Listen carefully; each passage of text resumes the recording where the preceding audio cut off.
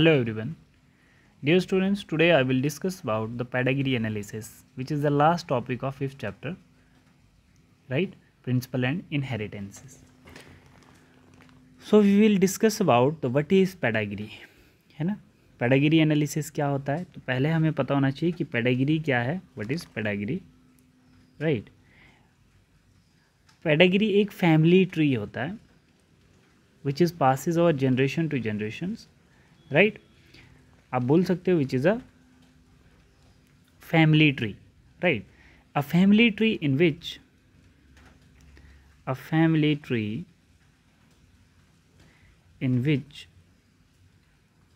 आप ये डेफिनेशंस लिख लेना. We observe the passing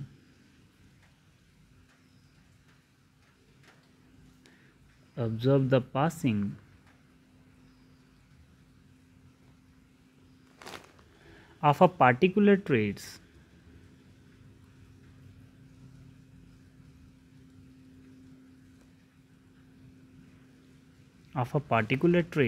from one generations to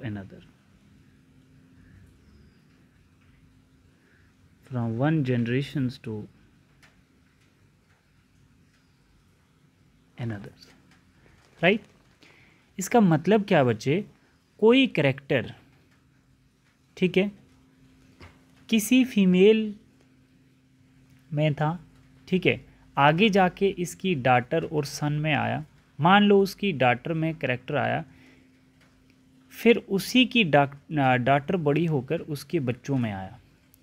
वो जो ट्रेट है वो किसी डिजीज़ का भी हो सकता है, जनरली ह्यूमन डिजीज़ की ही बात करनी है, ठीक है. तो how transfer one generation to another generation, बात समझ में आ रही है? जैसे किसी डाटर में या किसी मेल में कोई करैक्टर हो सकता है, वो डिजीज़्ड हो सकता है ना, तो वो आगे अपनी नेक्स्ट जनरेशन्स में कैसे पास कर रहा है, वही होता है पेडिग्री एनालिसिस. बात समझ में आ रही है? स्पेसिफिकली हम लोग ह्यूमंस की बात करते हैं.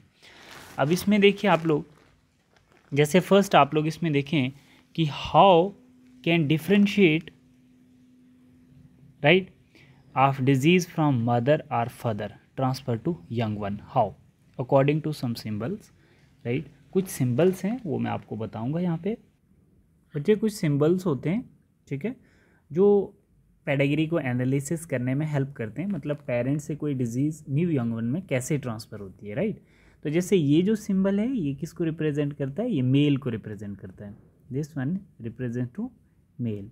ये सिंबल जो है ये मेल को रिप्रेजेंट करेगा. Which one is a male, ठीक है.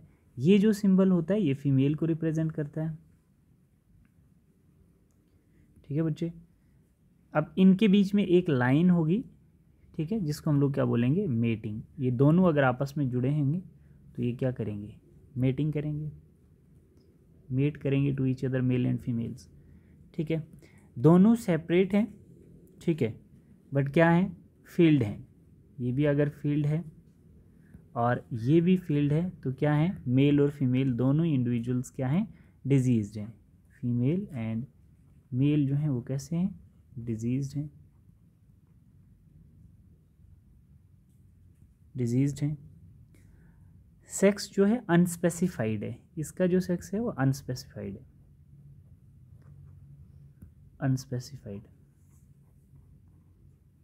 ट्रांसजेंडर हो सकता है, ठीक है.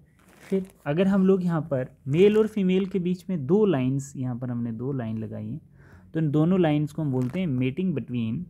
अब लिख सकते हैं यहाँ पे mating between relatives. Mating between relatives मतलब कजिन्स में, मतलब इसको हम लोग बोल सकते हैं कंसिंग्वस मीटिंग्स. क्या बोलेंगे?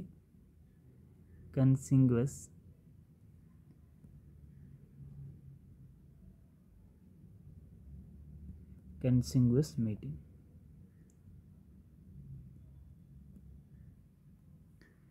ठीक है. नेक्स्ट हम लोग देखते हैं, अगर हमारे पास एक फादर है, ये क्या है? ये फादर होगा, और ये क्या है? मदर है. दोनों ही नॉर्मल हैं, ठीक है. उनके बच्चे डॉटर एंड सन्स, ये क्या होंगे आगे? ये जैसे फादर मदर हैं, ये उसकी आगे डॉटर और ये उसका आगे सन आ गया। ठीक है बच्चे, parent above and childrens below in order to birth of left to right. ठीक है बच्चे, फिर कहता है जैसे हमारे पास क्या है, parents with male child affected with disease, normal parents हैं, ठीक है, तो ये कैसा है बच्चा, इनका डिजीज्ड हो सकता है। मतलब हम लिख सकते हैं इसका parents with mail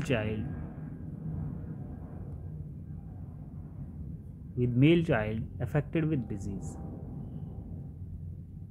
affected with disease. ठीक है बच्चे, नॉर्मल पेरेंट्स से अफेक्टेड चाइल्ड हो सकता है। फिर उसके बाद ये क्या रिप्रेजेंट करता है, साइन कैरियर,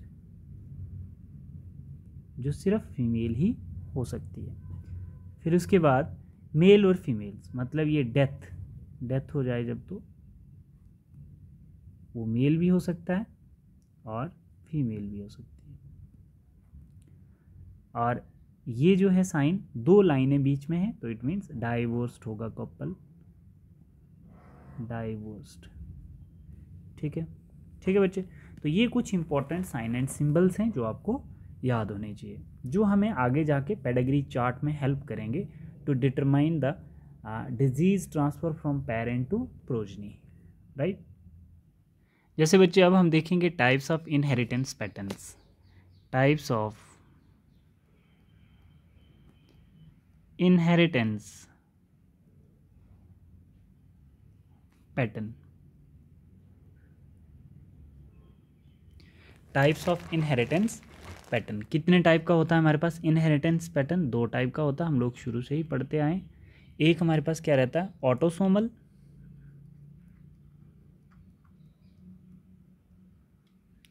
ऑटोसोमल्स, और एक हमारे पास सेक्स लिंक्ड रहता है।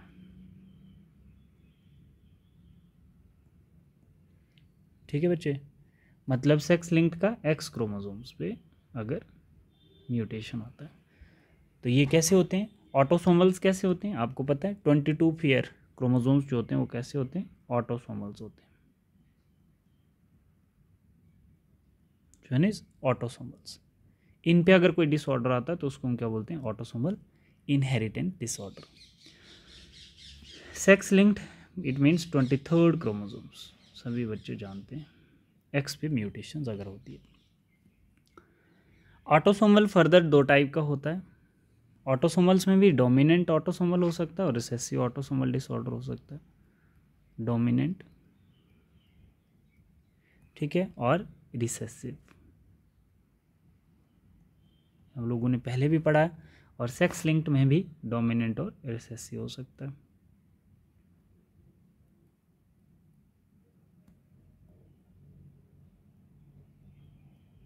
Dominant and recessive. ठीक है बच्चे, अब आप लोगों ने देखना है बच्चे यहाँ पे कि जो डोमिनेंट होता है हमारे पास, मान के चलो कि जैसे डोमिनेंट के केस में आप कैपिटल ए को डोमिनेंट मानते हो और स्मॉल ए को आप रिसेसिव मानते हो। ठीक है, तो ये जो दोनों हैं, है ना, ये कोई इंडिविजुअल होगा जिसको हम बोलते हैं कैपिटल ए और स्मॉल ए, ये कोई इंडिविजुअल्स है कैपिटल ए और स्मॉल ए। ठीक है, इंडिविजुअल्स हैव डिजीज़, अगर हमारे पास कैपिटल ए है, ठीक है, जैसे मानो अगर हमारे पास कैपिटल ए होगा इंडिविजुअल्स और कैपिटल ए स्मॉल ए होगा, तो ये क्या करेगा, डोमिनेंट डिसऑर्डर होगा।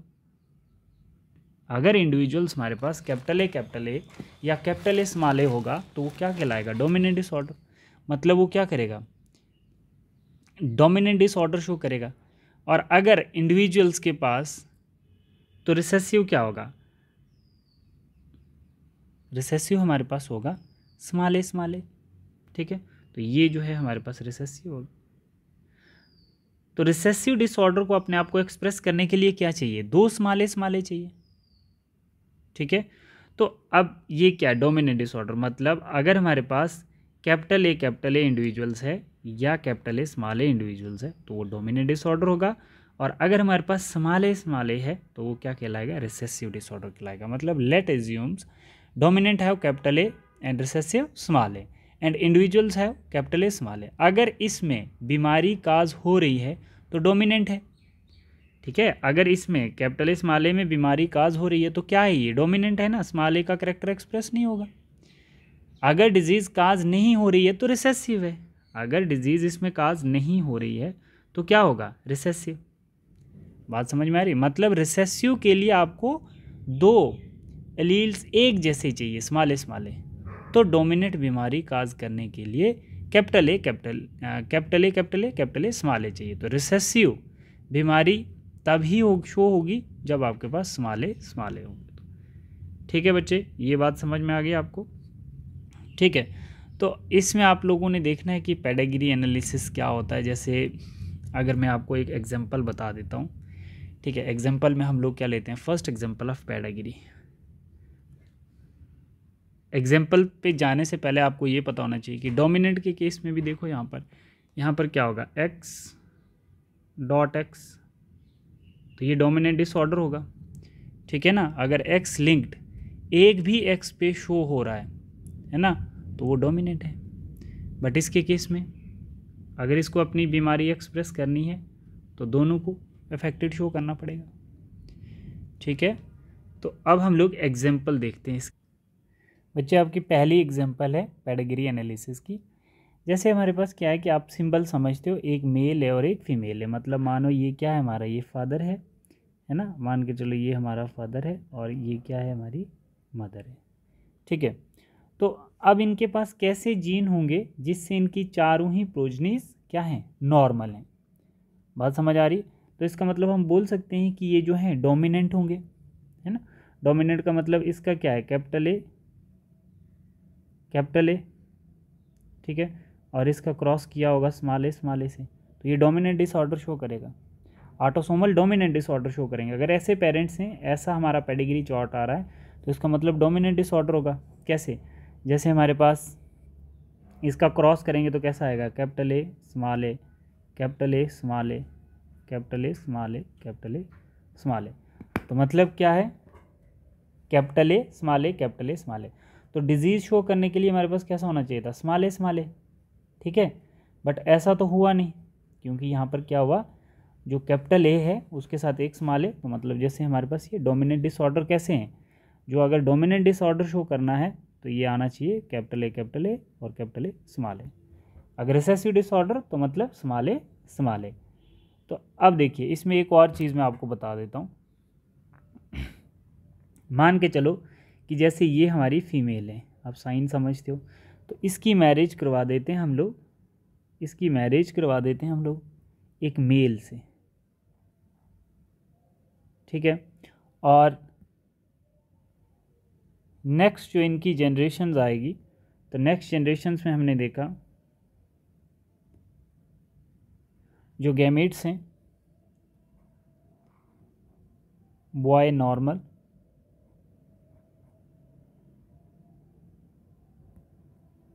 एक बॉय और एक गर्ल्स दोनों नॉर्मल आ गए, ये भी बॉय आ गया, सॉरी गर्ल्स, और ये आ गया बॉयज़, बट ये क्या है, ये डिजीज़ है, ठीक है। हमने अभी देखा कि इस फीमेल की हमने मैरिज इस मेल के साथ करवाई, तो अब हमें पता होना चाहिए कि ये जो फीमेल है तो इसका जो मेल है वो कैसा होगा, वो हेट्रोजाइगस डोमिनेंट होगा। इन दोनों को जब हमने क्रॉस करवाया तो हमारे पास कैसे आए, हमारे पास जो गैमेट्स आया, मतलब कैपिटल ए, इसमें क्या होगा, कैपिटल ए, फिर नेक्स्ट वाले में कैपिटल ए स्मॉल ए, फिर नेक्स्ट वाले में स्मॉल ए कैपिटल ए, और लास्ट वाले में स्मॉल ए। तो ये कैसा होगा, डिजीज होगा, ये रिसेसिव डिसऑर्डर एक आ गया। मतलब तीन हमारे पास क्या आ गए, नॉर्मल आ गए, है ना, जिनका डोमिनेंट डिसऑर्डर है, और एक हमारे पास क्या आ गया लास्ट में, नॉर्मल आ गया। मुझे बात समझ आ रही है? इसमें देखो डोमिनेंट डिसऑर्डर में नॉर्मल कौन है, देखो ना, डोमिनेंट डिसऑर्डर में कैपिटल ए स्मॉल ए, ये क्या है, डोमिनेंट डिसऑर्डर है। बट रिसेसिव जो है ये नॉर्मल होगा ना, समझ रहे हो? तो इसके केस में जो डिजीज़ थी, मतलब जो पेरेंट थे दोनों ही डिजीज़ थे, बट एक नॉर्मल चाइल्ड आ गया, ठीक है। तो ये आपको एनालिसिस करनी है कि 3-4 सिबलिंग में से एक नॉर्मल अगर आया तो पेरेंट कैसा हो सकता है, हेटेरोजाइगस डोमिनेंट डिसऑर्डर। ठीक है, ऑटोसोमल डोमिनेंट डिसऑर्डर के केस में आपको ऐसा देखने को मिलेगा। अभी हम लोग थोड़ा सा एक और एनालिसिस अच्छे से करेंगे, फिर ही समझ आएगा। जैसे हम लोग देखते हैं कि how to analysis the pedigree chart and correct eliminate the genetic disorder right as pedigree chart, some tricks needs to remember. ठीक है बच्चे, कुछ ट्रिक्स हैं हमारे पास कि पेडिग्री एनालिसिस के डिसऑर्डर को कैसे हम लोग एलिमिनेट कर सकते हैं। जैसे हमारे पास फर्स्ट ट्रिक है ऑटोसोमल डोमिनेंट डिसऑर्डर आ गया। ठीक है, सेकंड है autosomal recessive disorder, third sex linked disorder और next one is the sex linked recessive. ठीक है बच्चे, बस यही हमने डिसऑर्डर देखने हैं। ठीक है, तो सबसे पहले पेडिग्री में से हम लोग कैसे एलिमिनेट कर सकते हैं। जैसे आपको पता है बच्चे, ये हमारी एक जनरेशन आ जाती है, ये वाली जो है ये एक जनरेशन है, ये जनरेशन 1 है, ये हमारी जनरेशन 2 आ जाती है और ये हमारी जनरेशन 3 आ जाती है पेडिग्री। तो हम सबसे पहले बोलेंगे कि जितने भी फर्स्ट पॉइंट हम यहाँ पर लिख रहे हैं, मतलब जितने भी ऑटोसोमल डोमिनेंट डिसऑर्डर होंगे वो किसी भी जनरेशन्स में स्किप नहीं करेंगे, मतलब हर जनरेशन्स में बीमारी आएगी, किसी भी जनरेशन्स में डिजीज स्किप नहीं करेगी, मतलब never skip generations, never skip generations. Autosomal dominant disorder male हो या फीमेल हो, हर जनरेशन्स में पेडिग्री चार्ट के अंदर आप जब देखोगे तो हर जनरेशन्स के अंदर क्या होगा, एक डिजीज्ड पर्सन मिलेगा। तो ऐसे पेडिग्री चार्ट को हम लोग क्या बोलेंगे, ऑटोसोमल डोमिनेंट डिसऑर्डर। ठीक है बच्चे, ऑटोसोमल रिसेसिव डिसऑर्डर में जब आप देखोगे तो इसमें क्या होता है, स्किप जनरेशन्स, मतलब एक जनरेशन्स में हो सकता है और नेक्स्ट जनरेशन्स में नहीं भी हो सकती है डिजीज़। और सेक्स लिंक्ड के केस में मोस्टली नेवर स्किप जनरेशन्स। ठीक है, ज़्यादातर इसमें भी क्या देखा जाता है, never skip generations, never skip generations right. और आप लोग देखोगे जैसे सेक्स लिंक्ड रिसेसिव में इसमें क्या होता है, इसमें रिसेसिव में भी स्किप हो जाती है जनरेशन्स, स्किप होगी जनरेशन्स। ठीक है बच्चे, देखो अभी हम लोग देखेंगे, जैसे एक एक इनकी डेफिनेशंस आपको पता होनी चाहिए। एक डेफिनेशन इसमें क्या होती है बच्चे कि the children of affected parents might be unaffected,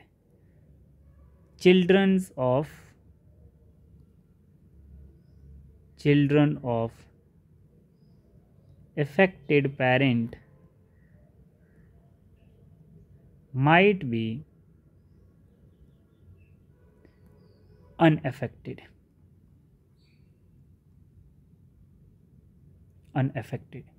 ठीक है।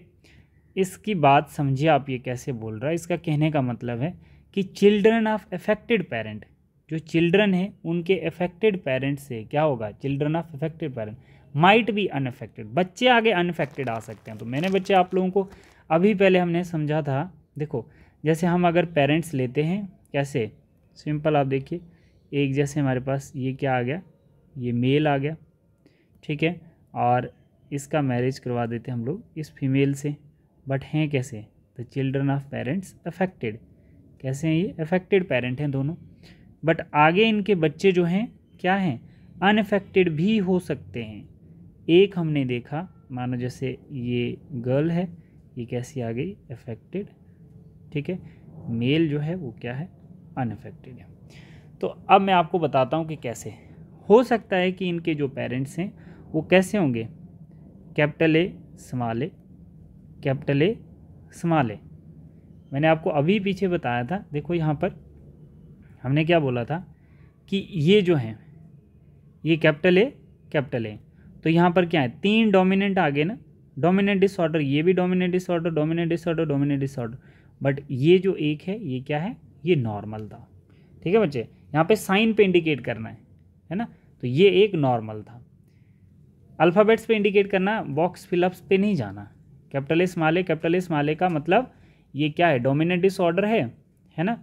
अगर इसको अपनी डिजीज़ एक्सप्रेस करनी होती तो 2 चाहिए थे इसको रिसेसिव लील्स, बट यहाँ पर 2 रिसेसिव लील्स ऑफस्प्रिंग में आ रहे हैं, तो इट मीन्स वो नॉर्मल है। अफेक्टेड पेरेंट का नॉर्मल ऑफस्प्रिंग भी हो सकता है। अगर आपको पेडिग्री के अंदर अफेक्टेड पेरेंट का नॉर्मल ऑफस्प्रिंग दिखता है तो इसका मतलब वो कौन सी डिजीज़ कहलाएगा, ऑटोसोमल डोमिनेंट डिसऑर्डर वाली पेडिग्री होगी। तो मतलब ये क्या हमें दिखा यहाँ पर, नॉट डिजीज़, ये क्या है, ये नॉर्मल है, नॉर्मल सन दिखा हमें। इट मीन्स कि अफेक्टेड पेरेंट का नॉर्मल चाइल्ड भी हो सकता है, किसके केस में, ऑटोसोमल डोमिनेंट के केस में। ठीक है बच्चे, तो ऐसी पेडिग्री आपको किन किन डिजीज़ की दिख सकती है, जैसे मैं आपको बता दूं, एक डिजीज़ हमारे पास आती है अकेंड्रोप्लेशिया।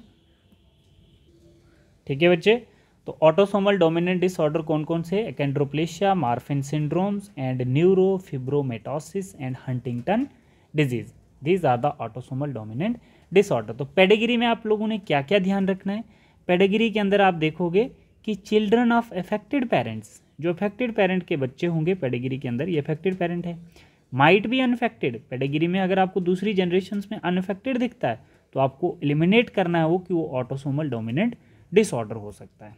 ठीक है, अब देखो जैसे बच्चे autosomal recessive disorder, which is the most important जो हम लोग देखते हैं, बिल्कुल इसका अपोजिट लिखोगे आप लोग, मतलब children of unaffected parents, children of unaffected parents might be affected, might be affected। ये तो बिल्कुल उल्टी कहानी हो गई, कैसे हो सकता है, जैसे मैं आपको बता देता हूँ यहाँ पर, जैसे ये हमारे पास मेल चाइल्ड आ जाता है और इसकी मैरिज होती है इस फीमेल से, ठीक है, और इनके बच्चे आगे कैसे हो सकते हैं, अफेक्टेड हो सकते हैं। देखिए कैसे अफेक्टेड होंगे, जैसे ये एक हमारा सन आ जाता है, सॉरी फीमेल आ जाती है, और ये हमारा एक सन आ जाता है। तो इसका मतलब क्या हो सकता है, इसका मतलब ये होगा लाइक पॉइंट म्यूटेशंस। ठीक है बच्चे, कैसे क्या होता है, जैसे सिकल सेल एनीमिया में पॉइंट म्यूटेशंस हो जाती है, कहने का मतलब है कि अनअफेक्टेड पेरेंट के बच्चे अफेक्टेड हो सकते हैं। ठीक है, अनअफेक्टेड के बच्चे अफेक्टेड हो सकते हैं, जैसे हमने पॉइंट म्यूटेशंस में देखा था, childrens of unaffected parent might be affected in case of autosomal recessive. तो जहाँ पर भी आपको अनअफेक्टेड पेरेंट दिखते हैं तो उनके बच्चे अफेक्टेड दिखते हैं, तो इसका मतलब वो ऑटोसोमल रिसेसिव डिसऑर्डर होगा। दैट इज़ द ट्रिक, आपको याद रखना है। अब इसकी एग्जांपल देखो, ये कुछ एग्जांपल हैं बच्चे इसकी, sickle cell anaemia, phenylketonuria, cystic fibrosis and thalassaemia and along with albinisms. हम लोगों ने ये सारी चीज़ें ऑलरेडी पढ़ी हैं, है ना बच्चे। तो नेक्स्ट हम लोग देखते हैं, जैसे हमारे पास नेक्स्ट रूल क्या है, जैसे हम लोग देखते हैं सेक्स लिंक्ड डिसऑर्डर। तो सेक्स लिंक्ड डिसऑर्डर में हम देख सकते हैं कि never skip generation mostly, all daughters, यहाँ पर क्या याद रखेंगे, ऑल डॉटर्स, जैसे all daughters of affected fathers, all daughter of affected fathers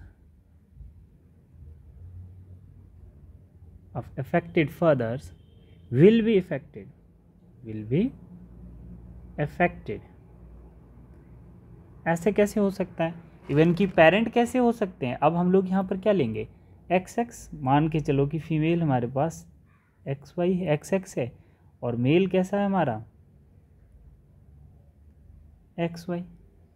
ठीक है बच्चे, और यहाँ पर हम लोग क्या बात कर रहे थे कि अगर हमारे पास मेल अफेक्टेड है, ठीक है, तो क्या होगा, देखो जैसे हमने इसको ऐसे क्रॉस कर दिया इसके साथ, तो हमारे पास बना XX डॉट, फिर हमने इसका इसके साथ क्रॉस कर दिया तो क्या बना हमारे पास XY, राइट। फिर उसके बाद हमने इसके साथ क्रॉस कर दिया इसका XX डॉट, और फिर हमने इसके साथ क्रॉस कर दिया XY। ठीक है बच्चे, तो इसमें हमने क्या देखा कि जितने भी हमारे पास न्यू यंग वन आए तो उसमें से सारी की सारी जो डॉटर हैं वो क्या हैं, इफेक्टेड हैं। देखो ये भी कैरियर हो गई, मतलब अफेक्टेड हो गई, और ये भी कैरियर हो गई, और मेल सन्स जो हैं सारे के सारे नॉर्मल हैं।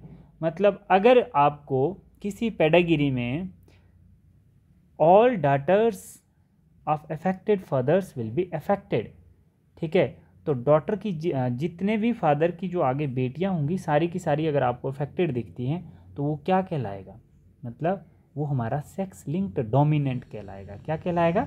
सेक्स लिंक्ड डोमिनेंट कहलाएगा। ठीक है बच्चे, मतलब disease will never be passed from father to son. Disease किस में पास हो रही है? डॉटर में पास हो रही है। तो मतलब इसमें आप देख सकते हैं जैसे रिकेट डिजीज मैंने आपको बताया था, इसमें कोई ज़्यादा नहीं है डोमिनेंट डिसऑर्डर में। ठीक है बच्चे, तो इसमें रेयर डिजीज़ होती हैं जैसे विटामिन डी रेजिस्टेंट रिकेट्स होती है और defective animals of teeth, right. तो अब इसका हम लास्ट देखेंगे, जैसे इसका आप रिकेट लिख सकते हो, जैसे रिकेट डिजीज़ होगी, राइट। अब हम लोग लास्ट में लिखते हैं which is a third, sex linked recessive क्या होता है। ठीक है, sex linked recessive which one is a fourth, sex linked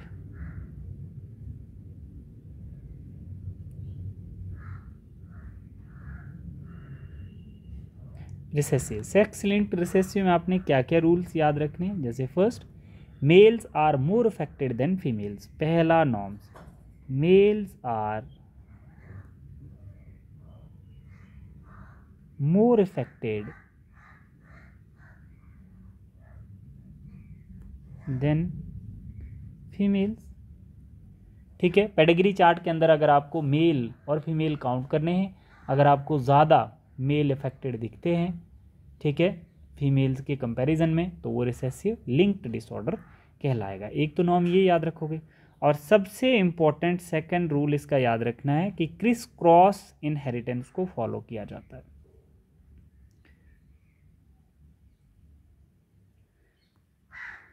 criss cross inheritance सभी बच्चे जानते हैं, हमने अच्छे से पढ़ा है। मतलब ऐसी डिजीज जो जनरेशन स्किप करे, मतलब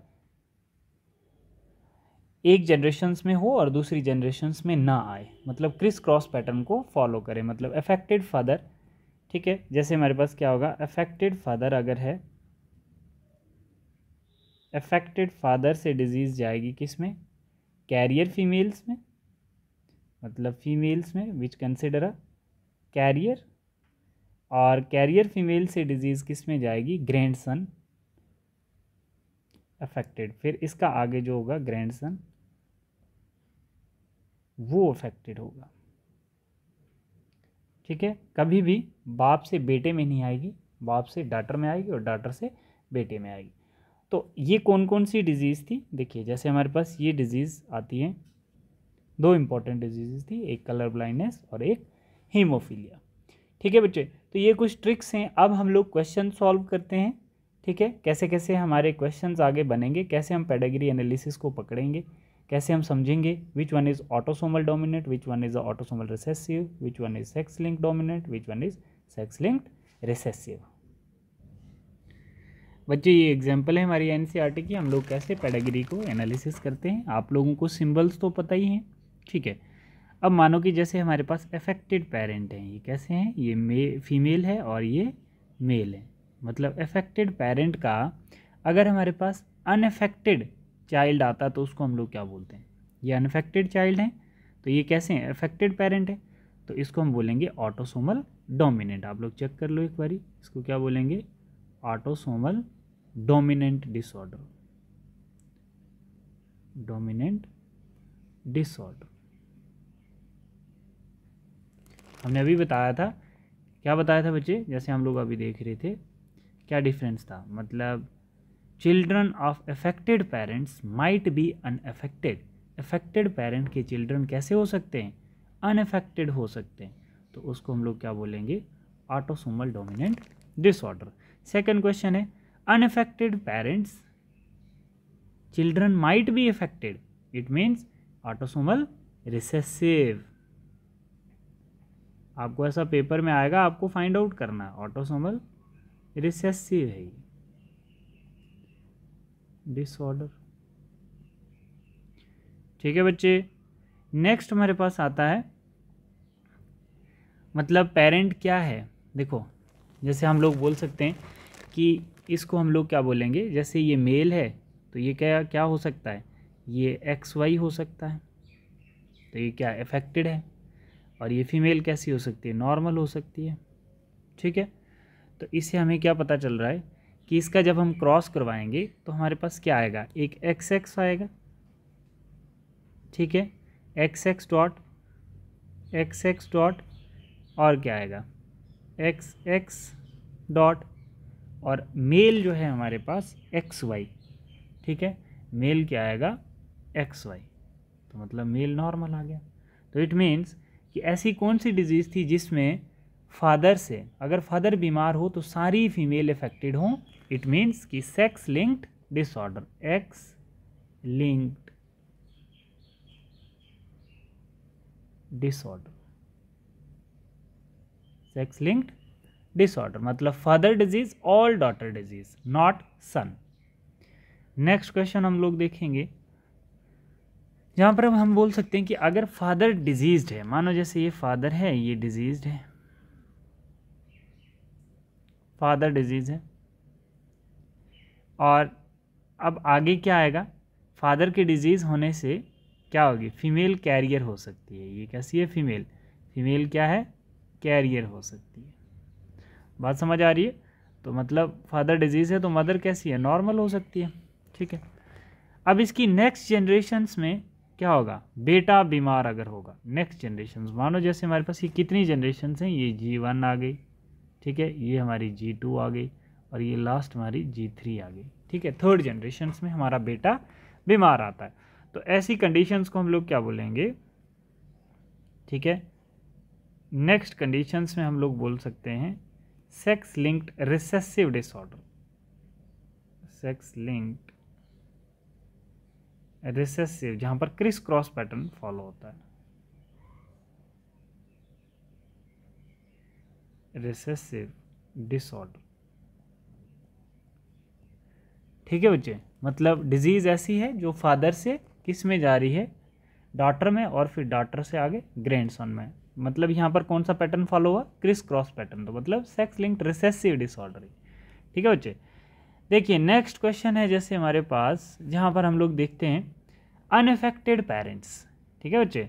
अब आप देखो जैसे हमारे पास अनअफेक्टेड पेरेंट के, अनअफेक्टेड चिल्ड्रन तो हमने नहीं पढ़ा, बट अनअफेक्टेड पेरेंट्स के हमने अफेक्टेड चिल्ड्रन पढ़े।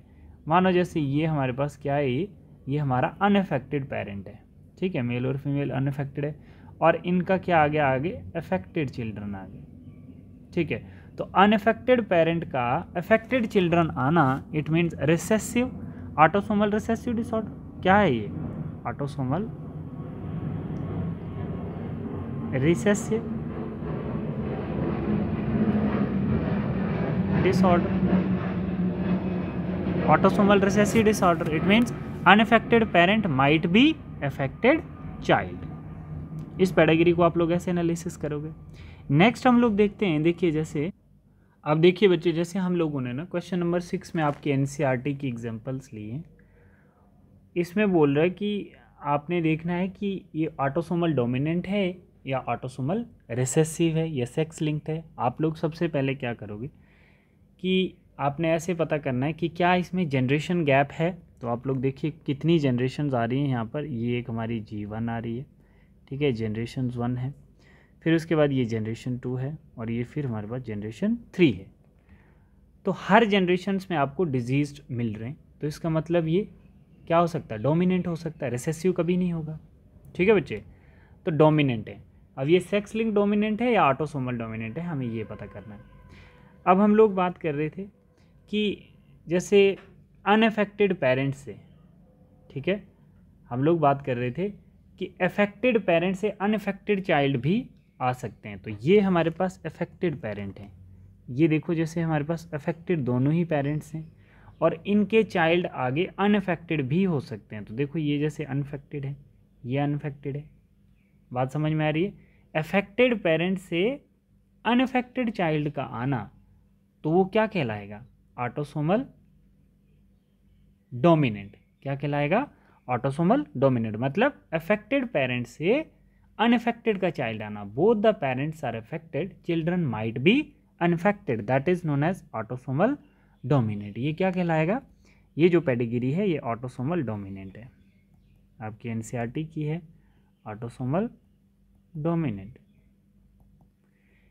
फिर नेक्स्ट क्वेश्चन हमारे पास है, देखिए जैसे सेवन्थ क्वेश्चन है हमारे पास, तो सिंपल सी बात है कि ये क्या पूछा है कि अनअफेक्टेड पेरेंट अफेक्टेड चाइल्ड, ये हमारे पास अनअफेक्टेड पेरेंट आ गए, ठीक है, और इसके क्या आगे आगे अफेक्टेड चाइल्ड आ गए। तो ये क्या हो सकता है, अनअफेक्टेड पेरेंट के affected child, autosomal recessive disorder होगा, ये आपकी एनसीईआरटी में दिया हुआ है। फिर आगे देखो, जैसे ये हमारे पास अनअफेक्टेड पेरेंट है, ठीक है, तो उसका ये हमारा रिसेसिव डिसऑर्डर आ गया, मतलब आगे अफेक्टेड चाइल्ड आ गया, तो इसको हम लोग क्या बोलेंगे, autosomal recessive disorder, autosomal recessive disorder. Hope कि सभी बच्चों को समझ आ गया हो, ठीक है बच्चे। अनअफेक्टेड पेरेंट से अफेक्टेड चाइल्ड आए, ठीक है, तो वो ऑटोसोमल रिसेसिव डिसऑर्डर होता है। This is your NCERT examples, right. तो ये हमारा पेडिग्री एनालिसिस ख़त्म होता है। आप लोग भी प्रैक्टिस करें, जो ट्रिक्स बताएं वो याद रखें।